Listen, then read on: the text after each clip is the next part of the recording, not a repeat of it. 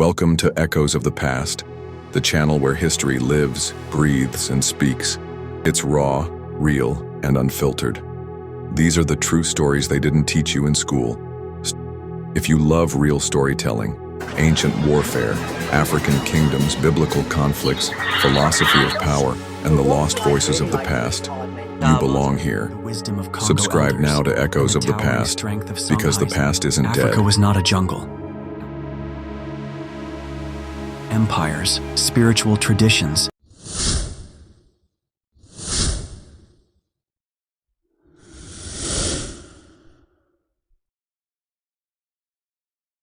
The year was 1066 and the sun was setting on the House of Wessex.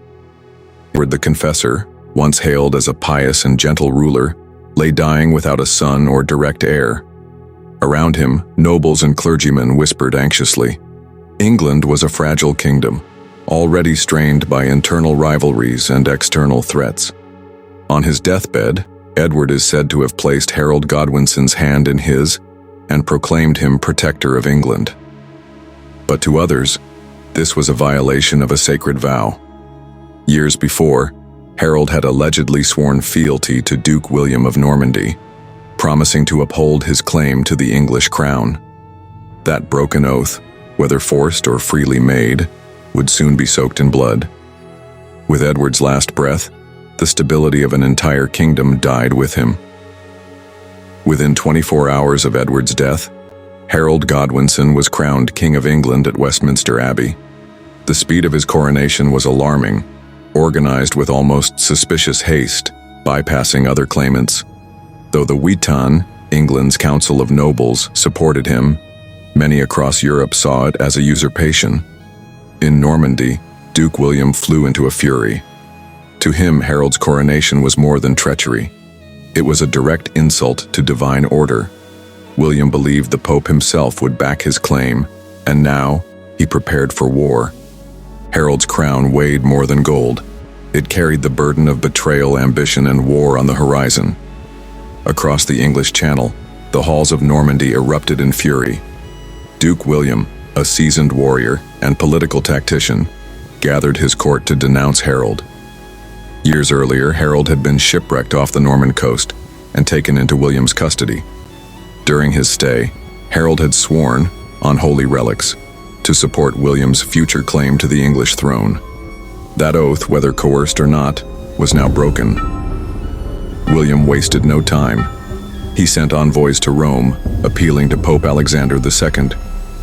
With papal blessing, William raised the banner of a holy war, framing his invasion not just as conquest but as a divine mission. Priests blessed his swords, barons pledged their armies, and in every Norman village, war preparations began. The Norman coastline became a war machine. By midsummer, thousands of troops, archers, infantry, cavalry, siege engineers, assembled under William's banner.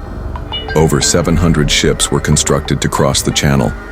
Horse fodder, food stores, armor, tents, and siege towers were stockpiled. Every detail was accounted for. The army included not just Normans, but mercenaries from across France and Flanders, united by the promise of English land and riches. This was no raid. It was an organized, ambitious plan to topple a kingdom and claim it as rightful inheritance. And yet the winds of fate did not cooperate. Storms battered the Norman coast, delaying their launch for weeks. Still, William waited, patient and relentless. He knew his moment would come. While William prepared in the south, another storm brewed in the north. King Harald Hardrada of Norway, one of the last great Viking warlords, landed in Yorkshire, claiming the English throne as his own.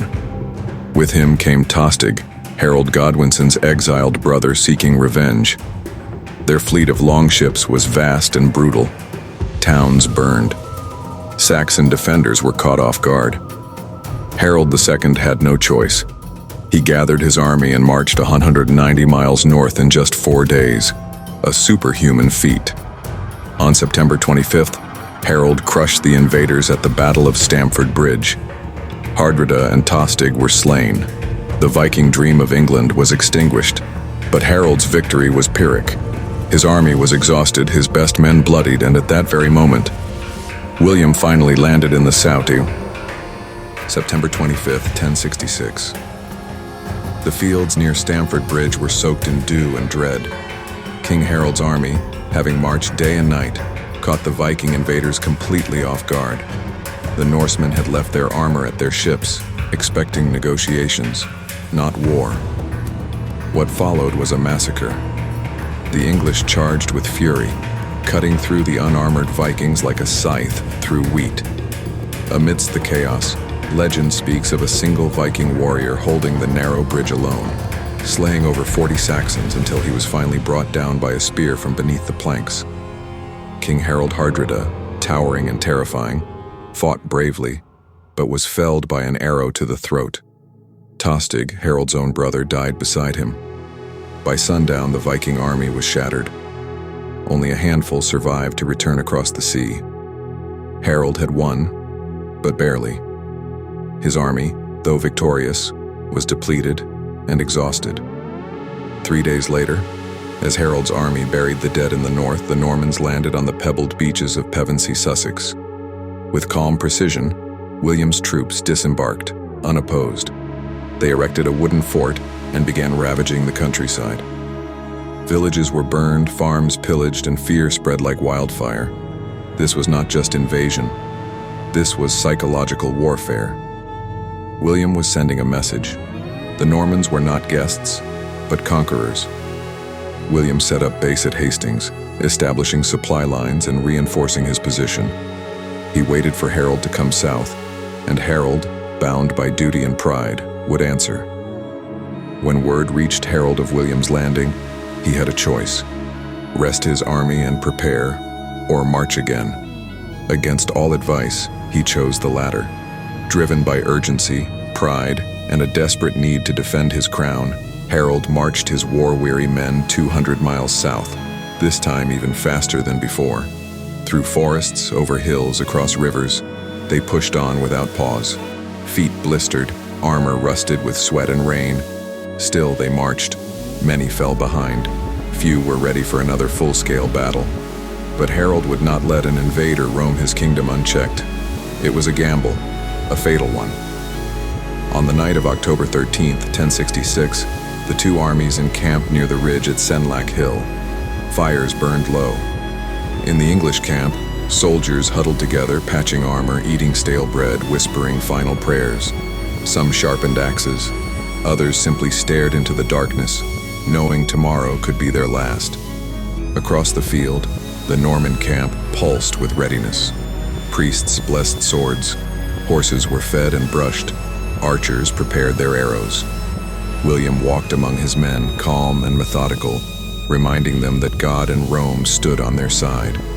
Two kings, two visions of England, one dawn away from collision. At first light on October 14th, Harold's army took the high ground on Senlac Hill. They formed the legendary Shield Wall, a formation that had served the Anglo-Saxons for centuries, and infantry and grit. Harold placed himself at the center, beneath his golden dragon banner. His brothers, Gurth and Leofwine, stood beside him. They would hold this line, or die on it. On the plains below Senlac Hill, the Norman army arranged itself like a deadly machine. William's forces were a disciplined and diverse coalition, soldiers from Normandy, Brittany, and Flanders. He split them into 3 divisions: Bretons on the left, Normans at the center under his direct command, and Flemish troops to the right. Archers formed the first row, their bows drawn and ready. Behind them stood heavily armored infantry, and at the back, William's prized weapon, cavalry. These weren't just horsemen. They were elite knights trained to shatter enemy ranks with speed and terror. The Duke himself, clad in glimmering chainmail, rode his stallion calmly. At his side flew the papal banner, gifted by the Pope himself, a symbol that William fought under divine authority. The signal was given, horns blew, shields locked, and slowly, the Norman tide began to rise. The air filled with the twang of bowstrings and the hiss of arrows. Norman archers loosed the first volleys, but the arrows struck the English shield wall with little effect. Bouncing off shields, helmets, and hardened will. Then came the infantry, marching uphill with battle cries in French and Breton. They collided with the Saxon line like waves crashing against a stone cliff. Swords clashed, axes split helmets, and cries of pain echoed into the sky. The Saxons stood firm, shield locked against shield, driving back every Norman attempt to breach the wall. The hill proved a deadly ally to Harold's men. The Normans struggled to gain footing, their charges slowed by mud and blood. But William did not flinch. He was just beginning. With infantry repelled, William signaled for the cavalry. The thunder of hooves shook the earth as the Norman knights surged forward, lances lowered like spears of the gods. They aimed to crush the English line through brute force and fear. But the shield wall held. The steep incline dulled the momentum of the charge. Horses slipped in the churned mud. Riders crashed into shields and were hacked down by housecarls. One knight fell beneath his own mount only to be finished by a blow from an English axe. Again and again they charged, and again they were thrown back. Yet the pressure was mounting. Even the strongest wall begins to crack under relentless force. On the Norman left flank, chaos erupted. The Breton soldiers, less disciplined and unnerved by the unbreakable wall, panicked and turned to flee. The English, believing victory was at hand, broke ranks to pursue them downhill. This was the moment William had been waiting for. He ordered his cavalry to loop behind the pursuing Saxons. The trap snapped shut. Surrounded and exposed, the English who had broken formation were slaughtered mercilessly. What appeared to be a collapse was in fact a feigned retreat, a masterstroke of battlefield deception. Harold watched from the ridge as his line was weakened, not by force, but by impulse. In the fury of battle, a sudden shock rippled through the Norman ranks. William had fallen. His horse slain beneath him, he vanished in the chaos. Rumors spread that he had been killed. Fear crept into the hearts of his men.